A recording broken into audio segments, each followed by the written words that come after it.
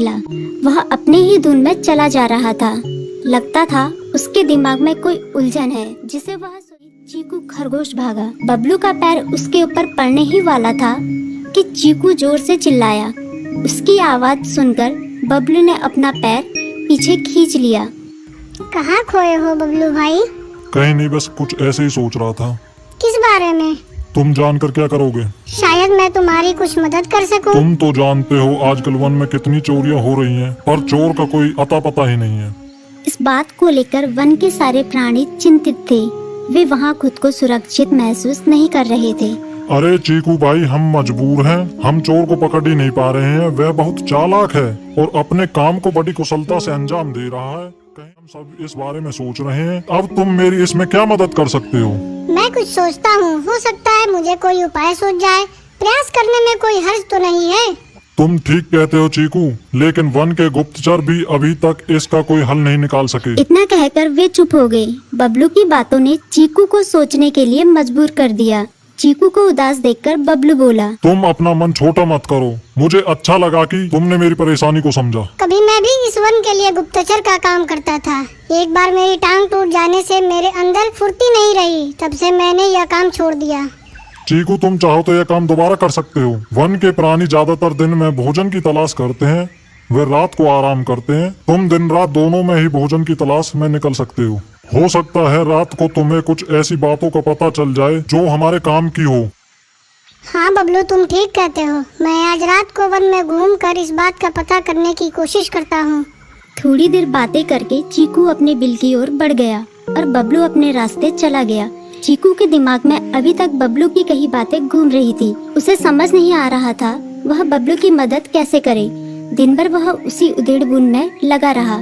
शाम होते ही चीकू कुछ सोचने लगा और वह चुपचाप बिल से बाहर निकल आया। चीकू की पत्नी ने देखा तो बोली, इस समय कहाँ जा रहे हो? बाहर खतरा है। खतरा तो सुबह भी रहता है, लेकिन खतरों से डर कर हम भूखे तो नहीं मर सकते। मैं बाहर उसकी नजर बंकू उल्लू पर पड़ी जो कुछ ही दूरी पर था।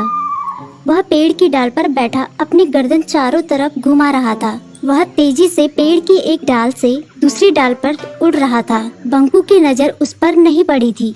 कुछ सोचकर चीकू पेड़ के पीछे से बाहर निकलकर थोड़ी खुली जगह पर आ गया और वहां से बंकू उल्लू को देखने लगा। बंकू ने चीकू को अंधेरे में भी देख लिया, पर उसने उसमें कोई उत्सुकता नहीं दिखाई और अपनी गर्दन चारों ओर घुमाता रहा। चीकू बड़ी देर तक बंकू की हरकतों पर नजर रखे रहा। वह थोड़ी देर तक खुले मैदान में खड़ा रहा, पर बंकू ने उसे देखकर भी अनदेखा कर दिया। उसने महसूस किया कि बंकू के आसपास चमकू चमगादड़ भी मंडरा रहा था। कुछ देर वन में घूमने के बाद चीकू अपने बिल में लौट आया और सुबह होने का इंतजार करने लगा। अगली सुबह बबलू उसी रास्ते में जा रहा था। रास्ते में चीकू उसका इंतजार कर रहा था। आज बड़ी जल्दी आ गए बबलू। हाँ, आजकल मुझे चिंता की वजह से नींद नहीं आती। कोई नई खबर है क्या? यकीन से तो मैं नहीं कह सकता, पर मैं तुम्हें ऐसे प्राणी का नाम बता सकता हूँ जो शायद चोरों की मदद कर रहा है। कौन है वो? बंकू उल्लू। इतना कहकर चीकू ने रात की घटना उसे ज्यों की त्यों सुना दी। इसे सुनकर बबलू का माथा ठनका। बबलू की आंखें चौंधिया गई।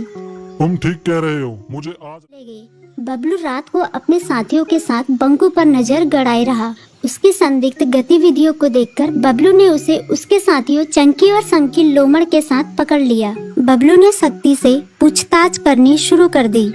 तुम इस समय बंकू चमकू के साथ क्या कर रहे हो? हम चारों दोस्त हैं, इसलिए साथ बैठकर बातें कर रहे हैं।